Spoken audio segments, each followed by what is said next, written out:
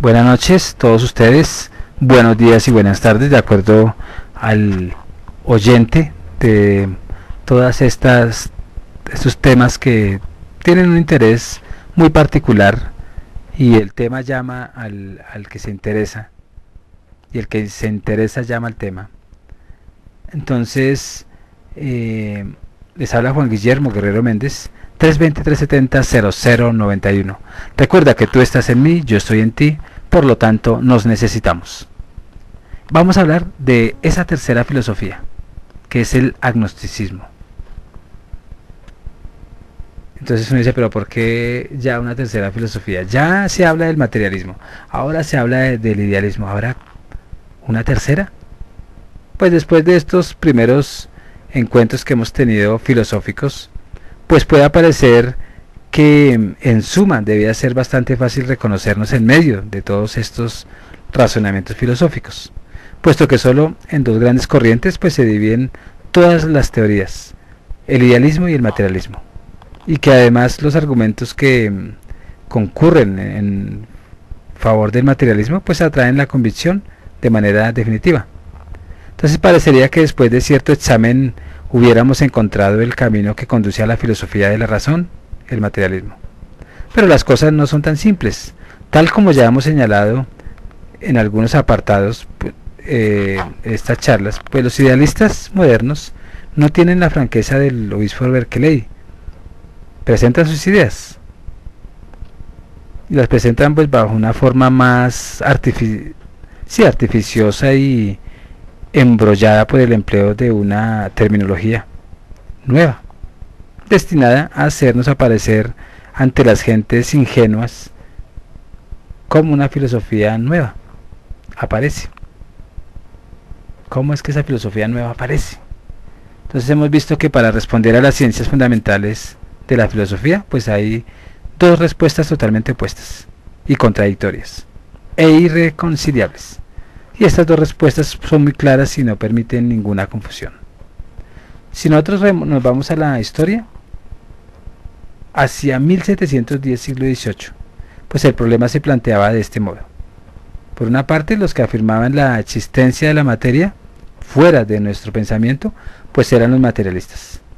Por otra parte, con Berkeley, pues los que llegaban a negar la existencia de la materia y pretendían que ésta solo existía en nosotros, en nuestros espíritus, pues eran los idealistas. Un poco más tarde, en el progreso de las ciencias, pues otros filósofos intervienen tratando de mediar entre idealismo y materialismo, como yo, creando una corriente filosófica que provoca una conclusión entre esas dos teorías. Y esta confusión pues tiene su fuente en la búsqueda de una tercera filosofía, porque al fusionarla pues sale un tercer producto y tenemos que darle un nombre. Entonces, ¿cuál sería el razonamiento de esa tercera filosofía? La base de esta filosofía, que fue elaborada después de Berkeley, pues consiste en mantener que es inútil tratar de conocer la naturaleza real de las cosas, pues nunca conoceremos más que las apariencias. Y por eso se llama a esa filosofía agnosticismo. Viene del griego a negación y gnósticos, capaz de conocer, por tanto incapaz de conocer, incognoscible.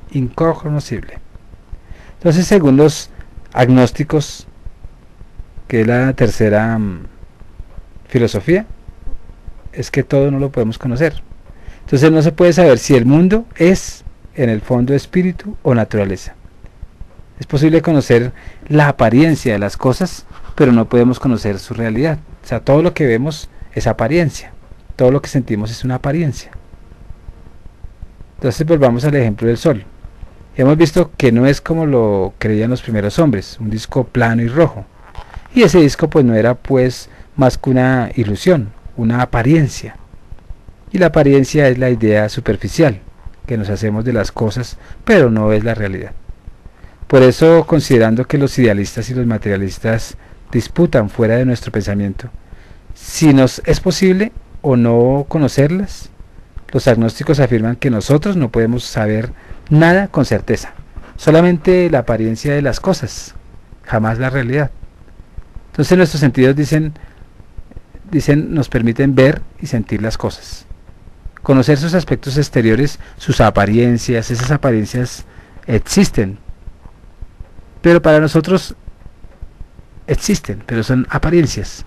Y es lo que se llama un lenguaje filosófico, la cosa para nosotros.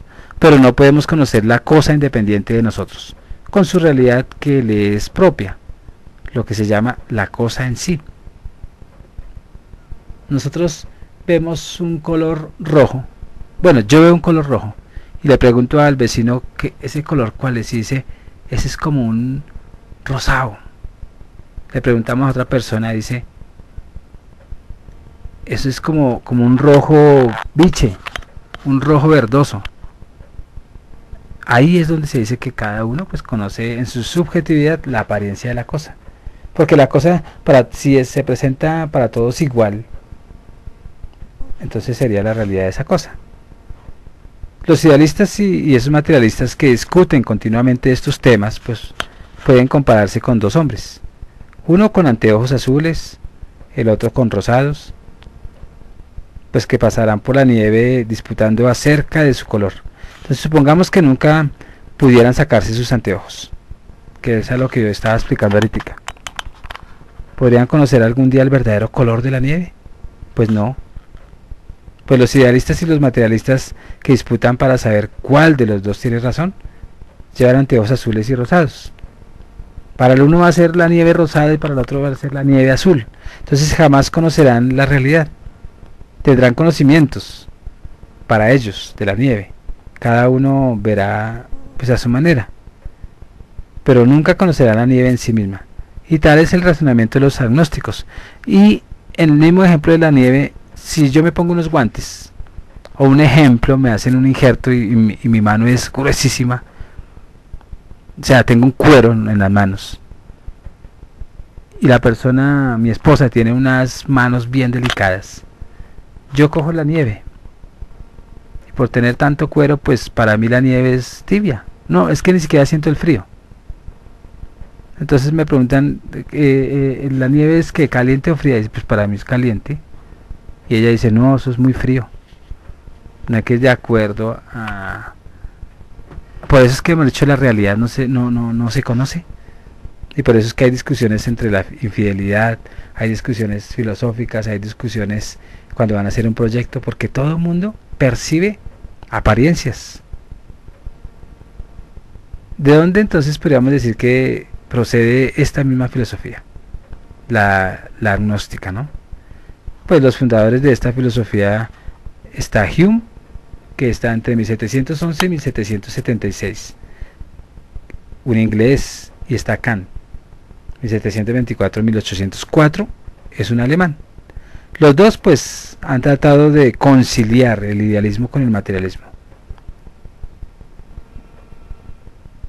Entonces, yo no sé si nombrarles un pasaje de esos razonamientos de Hume citados por Lenin en su libro Materialismo y Empiriocriticismo.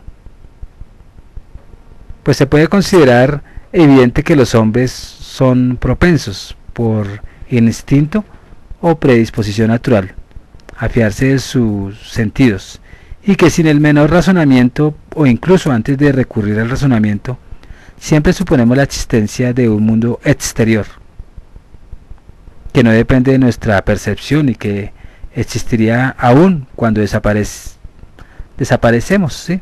Y fuésemos destruidos nosotros y todos los otros seres dotados de sensibilidad. Incluso los animales están guiados por una opinión de ese género y conservan esta fe en los objetos exteriores en todos sus pensamientos, designios y acciones. Pero esta opinión universal y primaria de todos los hombres es prontamente rebatida por la más superficial filosofía, pues que nos enseña que a nuestra mente no puede ser nunca accesible nada más que la imagen o la percepción, y que los sentidos son los que lo canalizan, digámoslo así, por lo que estas imágenes son transportadas, y no siendo capaces de establecer ninguna relación directa entre la mente y el objeto. Entonces, la mesa que uno ve pues parece más pequeña, si nos alejamos de ella. Pero la mesa real, que existe independientemente de nosotros, no cambia. Por consiguiente, nuestra mente no ha perdido otra cosa que la imagen de la mesa. Y tales son los dictados evidentes de la razón. Esta parte lo dice Hume en sus investigaciones sobre el entendimiento humano, en el capítulo séptimo, en el séptimo se encuentra esta parte. Entonces vemos que Hume pues admite en primer lugar lo que está en el plano del sentido común y la existencia de un universo exterior pues que no depende de nosotros, pero enseguida se niega a admitir esta existencia como realidad objetiva. Para él esta existencia no es más que una imagen, y nuestros sentidos que comprueban esta existencia, esta imagen, pues son incapaces de establecer una relación, sea cual fuere, entre sí, espíritu y el objeto. Entonces, en una palabra, vimos en medio de cosas como en el cine, en cuya pantalla uno comprueba la imagen de los objetos y de su existencia, pero donde detrás de los objetos mismos, o sea, detrás de la pantalla, no hay nada. Ahora, si se quiere saber cómo nuestro espíritu tiene conocimiento de los objetos, tal vez se deba bien a la entrega de nuestra propia mente, bien a la sugestión de algún espíritu invisible y desconocido, o bien a cualquier otra cosa aún más desconocida. Todas estas teorías pues tienen unas características. Entonces, ¿cuál podríamos decir? Y aquí otra teoría seductora, que por otra parte está muy difundida, y volvemos a encontrarla con diferentes aspectos en el transcurso de la historia, entre las teorías filosóficas y en nuestros días, entre todos los que pretenden permanecer neutrales y mantenerse en una reserva científica. Entonces debemos examinar si esos razonamientos son justos y cuáles son las consecuencias que derivan de ellos. Si nos es verdaderamente imposible, como afirmar los agnósticos, como ellos nos lo dicen, pues conocer la verdadera naturaleza de las cosas, y si nuestro conocimiento se limita a sus apariencias y no podemos afirmar y la existencia de la realidad objetiva, y no podemos saber si las cosas existen por sí mismas. Si para nosotros, por ejemplo, el autobús es una realidad objetiva, el agnóstico nos dice que de ellos no está seguro, y no se puede saber si este autobús es un pensamiento o una realidad. Él no puede sostener pues que nuestro pensamiento es el reflejo de las cosas. Y vemos que estamos en pleno razonamiento idealista, porque entre afirmar que las cosas no existen o bien simplemente que no se pueden saber si existen, la diferencia no es grande. Hemos visto que el agnosticismo distingue las cosas para nosotros y las cosas en sí, y el estudio de las cosas para nosotros es posible, pues es la ciencia, pero el estudio de las cosas en sí es imposible, porque no podemos reconocer lo que existe fuera de nosotros. El resultado de este razonamiento es el siguiente: el agnosticismo pues acepta la ciencia, cree en ella y quiere construirla, y como no se puede hacer ciencia más que con la condición de expulsar de la naturaleza toda fuerza sobrenatural, pues ante la ciencia es materialista. Pero se apresura a agregar que como la ciencia no nos da más que apariencias, esto no quiere decir que no haya en la realidad nada más que la materia, o aún hasta que exista la materia, o que Dios no exista. La razón humana no puede saberlo, y no hay pues que inmiscuirse en eso. Y si hay otros medios para conocer las cosas en sí, como la fe religiosa, el agnosticismo pues no quiere saberlo tampoco, y no reconoce más bien el derecho de discutirlo. Para la conducta de la vida y para la construcción de la ciencia, el agnóstico pues es por tanto un materialista, pero es un materialista que no se atreve a afirmar su filosofía, y que trata ante todo de no atraerse dificultades sí, con los idealistas, de no entrar en lucha con las religiones. Entonces para muchos es un idealista vergonzante, tapado, falso, que no puede sostener la verdad del otro, o la misma verdad del materialismo. Entonces la consecuencia de esto es que dudando del valor profundo de la ciencia, no viendo en ella más que ilusiones, pues esta tercera filosofía nos propone por consiguiente no conceder ninguna veracidad a la ciencia y que es inútil tratar de saber algo, tratar de hacer avanzar el progreso. Los agnósticos dicen, antiguamente los hombres veían el sol como un disco plano y creían que era la realidad. Se engañaban. Hoy la ciencia nos dice que el sol no es tal como lo vemos y pretende explicarlo todo. Sabemos, sin embargo, que ella se engaña a menudo, destruyendo un día lo que había construido en la víspera. Error ayer, verdad hoy, pero error mañana. Y así sostienen los agnósticos que no pueden saber y no estamos seguros de nada por la razón. Y si otros medios, además de la razón, como la fe religiosa, pretenden darnos certidumbres absolutas, pues ni siquiera la ciencia puede impedirnos creer en ellas, disminuyendo la confianza de las ciencias, y el agnosticismo pues prepara el retorno de las religiones. Entonces debemos refutar todo eso que se está diciendo. ¿Será que es necesario? Pues hemos visto que para probar sus afirmaciones los materialistas se sirven no solo de la ciencia, sino también de la experiencia que permite comprobar las ciencias. Con el criterio de la práctica, pues se puede saber, se puede conocer las cosas. Los agnósticos nos dicen que es posible afirmar que el mundo exterior exista o no existe. Ahora bien, por la práctica pues sabemos que el mundo y las cosas existen. Sabemos que las ideas que nos hacemos de las cosas son exactas, que las relaciones que hemos establecido entre las cosas y nosotros son reales. Entonces, desde el momento en que sometemos estos objetos a nuestro uso de acuerdo con las cualidades que advertimos en ellos, sometemos a una prueba infalible la corrección o la falsedad de nuestras percepciones sensibles. Si estas percepciones fueran falsas, nuestras apreciaciones del uso que se puede hacer de su objeto pues debería igualmente serlo, y nuestro ensayo debería fracasar. Pero si logramos alcanzar nuestro objetivo, si advertimos que el objeto pues concuerda con la idea que teníamos de él y responde al destino que queríamos darle, esta es una prueba positiva de que nuestras percepciones del objeto y de sus cualidades pues están de acuerdo con una realidad exterior a nosotros mismos.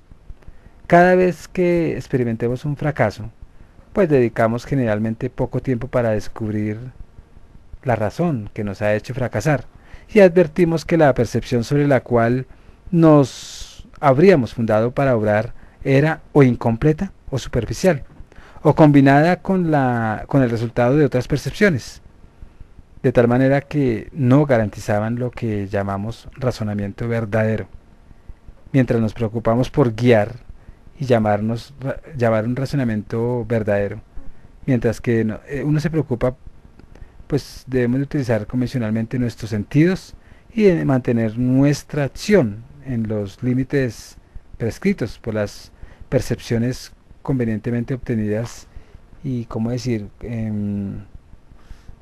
convenientemente utilizadas. Entonces advertimos que el resultado de nuestra acción prueba la conformidad de nuestras percepciones con la naturaleza objetiva de las cosas percibidas, ¿no?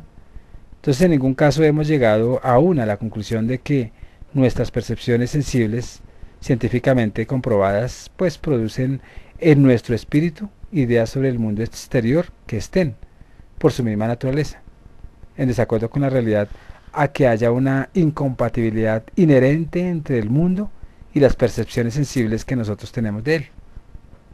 Entonces, volviendo al ejemplo de Engels, pues diremos, el pudín se prueba comiéndolo. Es un proverbio inglés. Y si no existiera, o si no fuera más que una idea, pues después de haberlo comido, nuestra hambre no se habría saciado en absoluto. Así pues nos percatamos posible conocer las cosas, ver si nuestras ideas corresponden a la realidad. Nos es posible comprobar los datos de la ciencia por la experiencia y la industria. pues que traducen en aplicaciones prácticas los resultados teóricos de las ciencias. Si podemos hacer caucho sintético es porque pues la ciencia conoce la cosa en sí, que es el caucho. Por eso es que se hace. Entonces vemos luego que no es inútil tratar de saber quién tiene la razón, puesto que a pesar de los errores teóricos que la ciencia puede cometer, pues la experiencia nos da cada vez la prueba de que, sin duda, es la ciencia la que tiene razón. En conclusión, pues podríamos decir que desde el siglo XVIII, y según los diferentes pensadores cuyas ideas han tomado en mayor o menor medida el agnosticismo, pues vemos que esta filosofía es atraída tanto por el idealismo como por el materialismo, cubierta con palabras nuevas, como dice Lenin, sirviéndose de las ciencias para apuntalar sus razonamientos. Y no hace más que crear la confusión entre las dos teorías, permitiendo así que algunas tengan una filosofía cómoda que les da posibilidad de declarar que no son idealistas porque se sirven de la ciencia, pero que no son materialistas porque no se atreven a llevar sus argumentos hasta el fin y porque no son convincentes. ¿Qué es pues entonces ¿cómo es? Agnosticismo? Engels dice que es como un materialismo vergonzante. Y la concepción agnóstica de la naturaleza es pues, completamente materialista. El mundo natural está enteramente rápido pues mandado, comandado, regido por leyes y excluye en absoluto toda intervención exterior, pero agrega que no tenemos ningún medio para afirmar o negar la existencia de cierto ser supremo que esté más allá del mundo conocido. Entonces Engels, como él es un materialista 100%, él de todas maneras se va a oponer también a los agnósticos. Y esta filosofía pues hace el juego del idealismo, porque inconsecuente con esos razonamientos, pues los agnósticos llegan al idealismo. Rascad el agnóstico, dice Lenin, y tendréis al idealista. Entonces hemos comprobado que se puede saber quién tiene razón, si el materialismo o el idealismo. Ahora sabemos que las teorías que pretenden conciliar estas dos filosofías, pues solo pueden de hecho sostener el idealismo, y no aportan una tercera respuesta a la cuestión fundamental de la filosofía, y por consiguiente pues no hay una tercera filosofía. Pero el idealista que se meta en el agnosticismo dice que eso es idealista, sí que es idealista. Y el materialista que se ponga a ver el materialismo dice que eso es puro materialismo. Porque es que ahí hay dos, ahí sí, ¿verdad? Está conciliando cosas, o más bien convence al que está fuera del materialismo y al que está fuera del idealismo. Porque el que está dentro del idealismo, ese no se va a salir de ahí. Porque en su terquedad y en su fundamentalismo, pues va a defender su corriente.